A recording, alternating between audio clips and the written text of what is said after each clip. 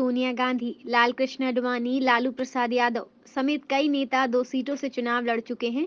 1957 के लोकसभा चुनाव में तो वाजपेयी उत्तर प्रदेश की 3 सीटों से चुनाव लड़े थे।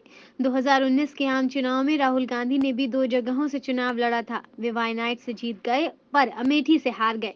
दोनों सीटों से जीत जाते तो क्या होता। जैसा कि 1980 के चुनाव में इंदिरा गांधी 2 सीटों से चुनाव लड़ी और जीत भी गई।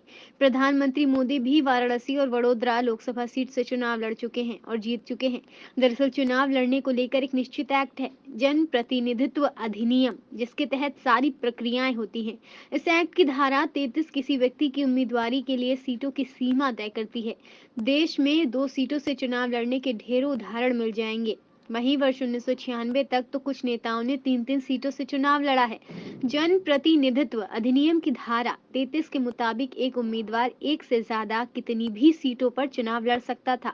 बाद में इसको लेकर जब सवाल उठने लगे तो साल 1996 में धारा 33 में संशोधन किया गया। इसके बाद धारा 33(7) के अनुसार कोई भी उम्मीदवार केवल 2 सीटों पर ही एक साथ चुनाव लड़ सकता है।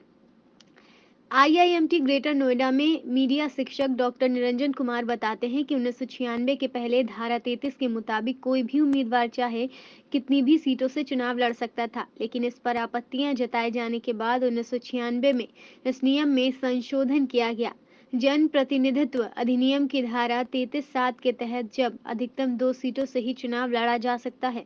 सामान्यतः यही कहा जाता है कि जब किसी प्रत्याशी को किसी सीट से हार का डर हो तो वो अन्य सीट से भी उम्मीदवारी भरता है। चुनाव परिणाम आने के 10 दिन के अंदर उसे ऐसा करना होता है। वो जिस भी सीट से चाहे अपना प्रतिनिधित्व जारी रख सकता है, यानी किसी